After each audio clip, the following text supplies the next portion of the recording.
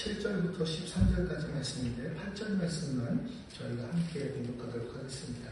창세기 16장 7절부터 13절까지 말씀인데 8절 말씀, 1절 말씀만 저희가 함께 공독합니다.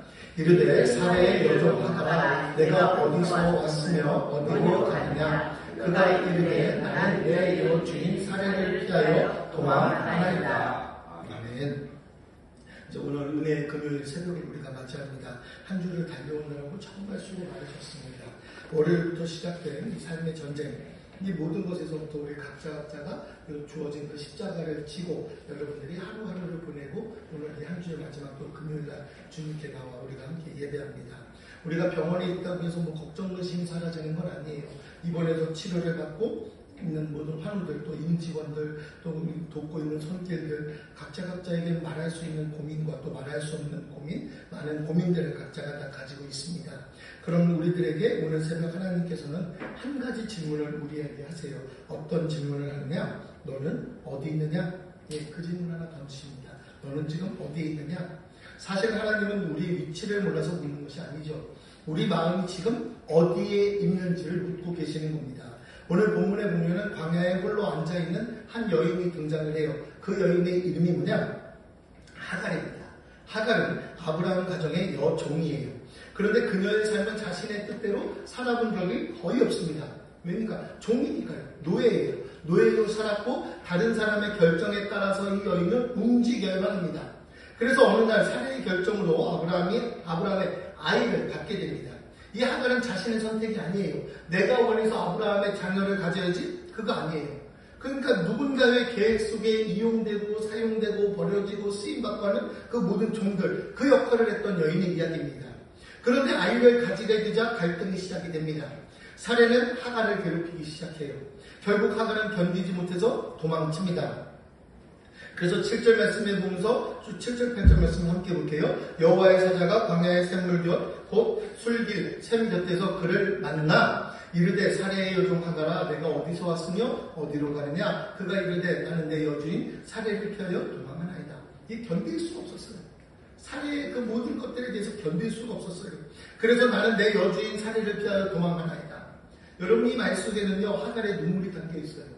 이 얘기가 뭡니까? 더 못 살겠어요. 더 버티기 힘들어요. 이곳에서 숨쉬기가 너무너무 힘들어요. 그래서 결국 그녀가 나간 곳이 어디에? 광야예요. 광야. 그런데 여러분 한번 좀 물어볼게요. 광야가 사람이 살만한 곳입니까?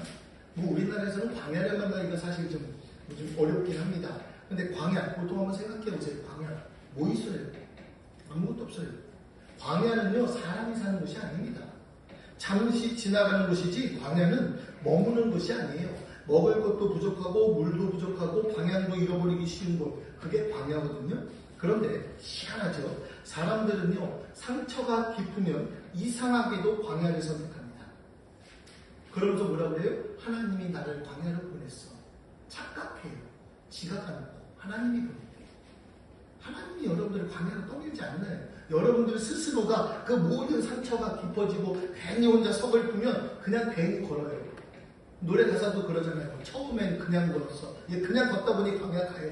여러분들 그런 미련한 짓 하지 마세요. 하나님이 여러분 등 떠밀지 않았습니다. 사람들은 이게 이상해요. 마음이 아프면 사람을 피해요.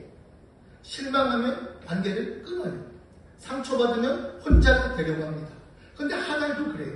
도망치면 문제가 해결될 것 같았지요. 그런데 광야라는 곳은요, 문제를 해결하는 것이 아니라 문제를 더 크게 만드는 곳이거든요. 우리도 그래요. 혼자 있는 시간이 필요할 때가 있습니다. 하지만 하나님 없이 혼자 되면 외로움은 더 커집니다. 그런데 여러분 이때 놀라운 사실이 하나 벌어지는데 어떤 일이 벌어지느냐? 7절 말씀 같이 한번 볼까요? 여호와의 사자가 광야의 샘물 곁 곧 술길 샘 곁에서 그를 만나. 여러분 보세요. 하갈이 하나님을 만나러 나간 겁니까? 아니에요. 하갈은 하나님을 만나러 광야로 나간 게 아니에요. 하나님이 하갈을 만났어요. 하나님이 하갈을 만났어요. 하갈이 하나님을 찾은 것도 아니에요. 하나님이 먼저 찾아오세요. 여러분 이게 은혜입니다. 이게 우리는 종종 생각합니다. 내가 기도 많이 해야, 내가 믿음이 좋아야 하나님이 함께 하신다. 그런데 성경은요 항상 그 반대예요. 우리 생각대로 성경은 쓰여지지 않거든요. 우리가 가장 약할 때 하나님은 우리를 찾아오세요.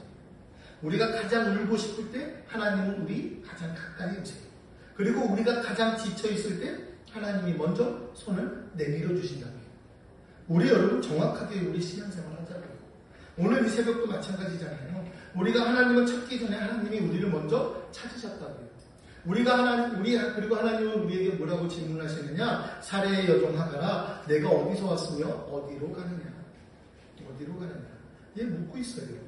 여기서 놀라운 사실은요, 지금 보세요. 하나님이 하갈의 이름을 그냥 부르세요. 하갈의 이름 그냥 부르세요. 쭉 넘어가면서 계속 부르세요. 여러분, 하갈은요, 평생 이름보다 신분으로 불렸을 가능성이 더 큽니다. 종, 여종, 이집트 여자. 그런데 하나님은요, 하가라 하고 그래요. 하가라. 왜 그러느냐? 하나님은 사람을 도구로 보지 않습니다. 하나님은 우리를 도구로 사용하지 않습니다. 그리고 도구로 부르는 일이 없습니다. 세상은 우리를 직급으로 부르죠. 성과로 부릅니다. 능력으로 평가합니다. 하지만 하나님은요, 같이 한번 이야기해볼까요? 하나님은 나의 이름을 아신다. 하나님은 나의 이름을 아세요.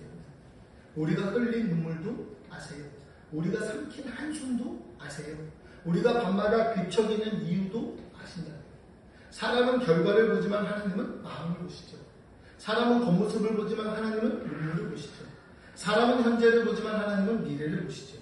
그래서 하나님은 하갈에게 이야기하는데 뭐라고 이야기하시느냐? 9절 말씀 함께 볼까요? 여호와의 사자가 그에게 이르되 내 여주인에게로 돌아가서 그 쏘아에 복종하라. 뭐래요? 우리는 복종하라는 말이죠. 돌아가야죠. 돌아가야 복종하죠. 돌아가라 그래요. 돌아가라. 근데 여러분, 이 말씀이 쉬운 말씀일까요? 어려워요. 이 말씀 진짜 어려워요. 돌아가래요. 어디로요? 상처를 준 사람한테 돌아가래요. 우리 보통 하는 얘기 있잖아요. 나를 막 괴롭히는 사람, 그 사람이 너무 괴로워가지고 하나님 저 사람을 좀 어떻게 떠나가게 해주세요. 그럼 여우피하면 누가 와요? 고래가 와요. 근데 지금 상처를 준 사람, 이 사람한테 돌아가래요. 학대받던 자리로 돌아가래요. 인간적으로 이야기가 너무 어려운 말씀이에요. 그러나 하나님은 하갈을 버리려고 보내시는 게 아니에요. 하갈이 살아야 하기 때문에. 그래서 돌아가라는 거예요. 하갈은 지금 뭘로 움직입니까? 감정으로 움직이고 있거든요. 상처가 방향을 결정하고 있다고요. 분노가 길을 선택하고 있다고요. 여러분, 우리 이런 실수하지 말자고요. 나의 감정, 나의 상처로 인해서 잘못된 길을 여러분 선택하지 마세요. 외로운 길로 혼자 들어가지 마세요. 돌아가세요. 빨리 돌아오세요. 하나님이 더 이어서 말씀하죠. 감정이 아니라 약속 따라가라는 거예요. 우리도 그래요. 상처 크면 자꾸만 모든 거 다 포기하고 싶어요. 그냥 그만두고 싶고 도망가고 싶고 관계를 막 끊고 싶고 우리 그래요. 그런데 하나님은요, 때로 우리에게 말씀하세요. 조금만 더 견디라고. 내가 함께한다고. 내가 책임지겠다고. 그리고 하나님은 하갈에게 놀라운 약속을 허락해 주세요. 무슨 약속을 하시느냐? 11절 말씀 함께 볼까요? 여호와의 사자가 또 그에게 이르되 내가 임신하였은즉 아들을 낳으리니 그 이름을 이스마엘이라 하라. 이는 여호와께서 내 고통을 들으셨음이니라. 아멘. 이스마엘이라는 이름의 뜻은 하나님께서 들으신다. 하나님께서 들으셨다는 거예요. 놀랍죠. 하갈은 기도 제목도 제대로 말한 적이 없어요. 그냥 눈물만 흘렸어요. 그런데 하나님은 이미 들으셨어요. 그냥 주여, 그 한마디, 그냥 어쩌면 주여보다도 아무 말도 못하고 그냥 속으로 외치고 있는 그 외침과 한숨, 하나님이 들으신다는 거예요. 여러분, 하나님이 이미 들으셨다니까요. 하나님은 말보다 눈물을 먼저 들으세요. 기도보다 신음을 먼저 들으십니다. 설명보다 마음을 먼저 하시는 분이 하나님이세요. 여러분, 우리는 때때로 기도조차 나오지 않을 때가 있어요. 무슨 말을 해야 할지 모를 때가 있다고요. 괜찮아요. 지난 주일날 우리 전사님께서 찬양에서 봉헌송 기억하십니까? 누군가 널 위해 기도하네? 예. 여러분, 그 가사가 얼마나 은혜예요. 누군가 널 위하여 누군가 기도하네. 내가 홀로 외로워서 마음이 무너질 때 누군가 널 위해 기도하네. 네. 내가 정말 외치지 못하고 기도하지 못할 때 괜찮아요, 여러분.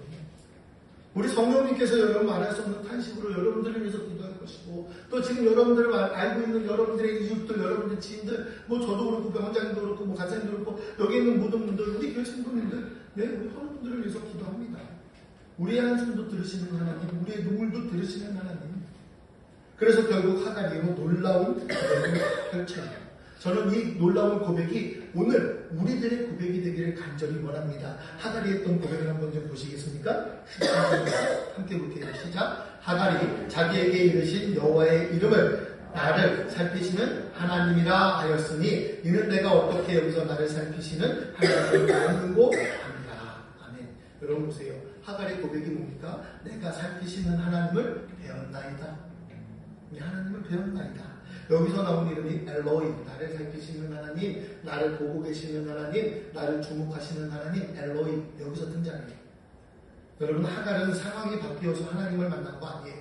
광야에서 하나님을 만났어요. 문제가 해결되어서 하나님을 만난 게 아니고 문제 한가운데서 하나님을 만났습니다. 그래서 깨달았어요. 나는 혼자가 아니구나. 하나님이 나를 보고 계시는구나. 내 눈물 한 방울도 놓치지 않으시는 분이 하나님이시구나. 여러분, 오늘 이 새벽에도 하나님께서는요, 우리에게 똑같은 말씀을 하고 계세요. 나는 너를 보고 있다.